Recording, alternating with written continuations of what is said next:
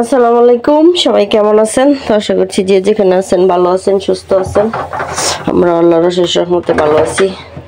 তো আজকে যেহেতু বুধবার দিন, আমাদের এখানে হাট বসে, বিশাল বড় হাট।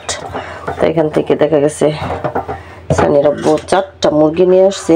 4টাই মোরগ ছিল, এখানে বিশাল বড় বড়, মোটামুটি বড় বড় সাইজেরই। তো এগুলো বানিয়ে টানিয়ে একদমই করে নিছি। আর আজকে কি রান্না করি এখনো জানি না, সব কিছু বানিয়ে যে গুছগাছ করে নিছি। আর এখানে টাকি মাছও পাঠাইছি, আপনাদের দেখাই। তো এদিক দিয়ে হাতে মাখিয়ে যে ডাল বোনাটা বসায় দিলাম।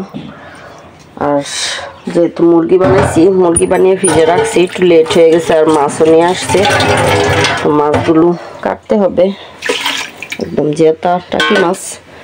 তো সাথে সাথে দেখা গেছে রান্না করলে ভালো হতো। তো রান্না বান্না এমনি সময় লেট হয়ে গেছে। তো রান্না বান্না গতকালকে তরকারি আছে, আর মাছের তরকারি রয়ে গেছে, শুটকির তরকারি রয়ে গেছে, আর ভাত রান্না করছি। তো আর একটা শুটকি ভর্তা করবো, আর ডাল বোনা আজকে। আর মাছগুলো যেহেতু তাজা, তো ভাবলাম অনেকক্ষণ আগে নিয়ে আসছে, এভাবে রেখে দিয়েছিলাম তাজা মাছ। আর যে দেখেন লাফালাফি করতেছে। তো টাকি মাছগুলো কাটবো, সেজন্য আজকে মুরগি রান্না করবো না। আর মশলা বের করলে দেখা গেছে লেট হবে, মশলাগুলো তো সাথে সাথে বরফ ছাড়বে না, সেজন্য মুরগি আজকে এভাবে রেখে দিচ্ছি। আগামীকালকে রান্না করবো ইনশাল্লাহ। আর এখানে কাঁচা বাজারে নিয়ে আসছি কিছু, ওই যে টমেটো, পেঁয়াজ শেষ হয়ে গেছিলো বলতে অল্প আছে, সানির আব্বুরে বলছিলাম নিয়ে এসো।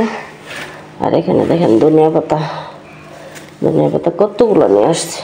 পানি মারা ধনিয়া পাতা তো দেখা গেছে নষ্ট হয়ে যায়, বেশি দিন থাকে না। আর এখানে আলু নিয়ে আসছে, ছোটো যে লাল আলুগুলো, ওইগুলো। আর অনেকদিন পরে দেখেন আরেকটা জিনিস নিয়ে আসছে, গাজর আর কাঁচামরিচ। এই কাঁচামরিচগুলো এত জাল, ডালের মধ্যে কেটে দিছি তো প্রচুর জাল। তো এই কাঁচামরিচ দিয়ে আজকে শুটকি ভর্তা করবো। আর মাছগুলো আমি পরে কাটবো, শুটকি ভর্তাটা বানিয়ে ফেলি। সানির আব্বু গোসল করতেছে, গোসল করে নামাজ পড়ে খাবে। আর আমার মুরগি বানাইতে এমনিতেই লেট হয়ে গেছে। মুরগিগুলো এত শক্ত, দেশি মুরগি তো দেখা গেছে একটু সময় লাগে। কিনা নিয়ে আসছে, এমনি বুধবার দিন তো হাটের দিন, মুরগি, কবুতর, হাঁস সব কিছুই পাওয়া যায়। তো এখান থেকে নিয়ে আসছে। তো শুটকি ভর্তা করি, শুটকি ভর্তার জন্য কয়েকটা কাঁচামরিচ নিচ্ছি, আর তেলে নেই। আর এখানে ধনিয়া পাতা রাখছি, ডালের মধ্যে দিব। আজকে এমনিতে রান্না বান্না লেট, সন্ধ্যা হচ্ছে, শুটকি ভর্তা করবো।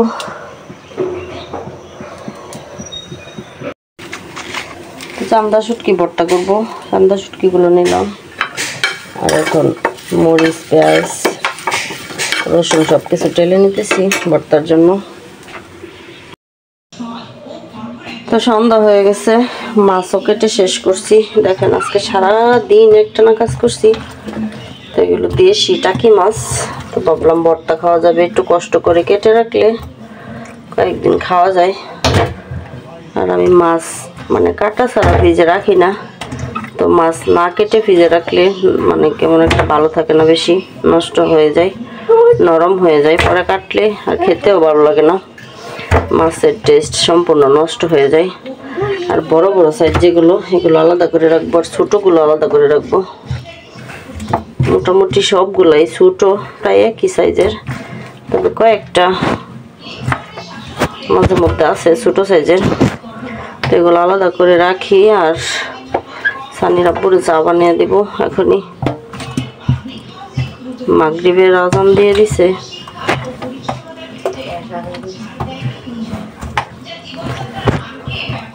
এগুলো ফ্রিজে রাখি, রেখে তারপর সানির আব্বুর জন্য চা বানাই। আর আজকে সারাদিন কাজ করতে করতে আমার কোমর ব্যথা হয়ে গেছে, প্রচুর কাজ করছি, একটার পর একটা আছে। মুরগি বানিয়ে ফ্রিজে রাখলাম। আর মুরগিগুলো এত শক্ত, কি বলবো। রান্না বান্না তো অল্পই করছি, তো দেখলেনি, শুধু ডাল বোনা করছি আর একটা ভর্তা করছি শুটকির।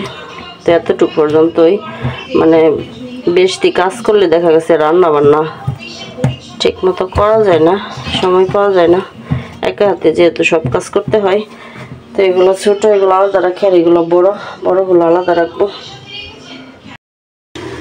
তো তো রান্না করে চলে আসছি, মাছ কেটে ধুয়ে পরিষ্কার করে ফ্রিজে রাখছি, আর এখানে দুধ জাল করতেছি।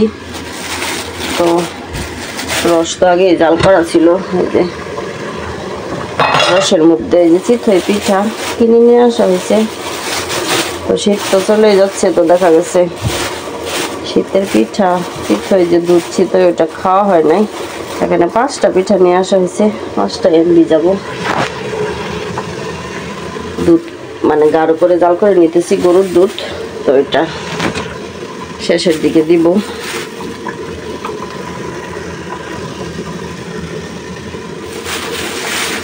এখানে 5টা আছে, তো দামির জন্য একটা রাইখা দিই, 4টা বিদাই, 4টা বিদালেই হয়ে যাবে।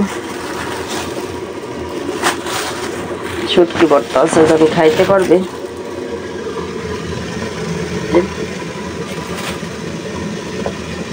তো দেখা গেছে সানির জন্য কোনো পিঠাই খাওয়া হয় নাই, আমার বড় ছেলে বাসায় নাই, এজন্য আসলে ওর অপেক্ষা করতে করতে শীতই চলে গেছে।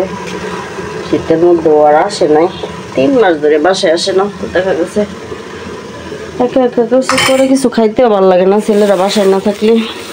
3টাই দিলাম, 3টাই আমরা মা ছেলে খাইতে পারবো, সানির আব্বু তো খায় না, ও ডায়াবেটিসের জন্য মিষ্টি কোনো জিনিস খাইতে চায় না, দুধটা একটু গাঢ় হোক। তো আজকের মতো এই পর্যন্ত বিদায় নিচ্ছি, সবাই ভালো থাকবেন, আল্লাহ হাফেজ।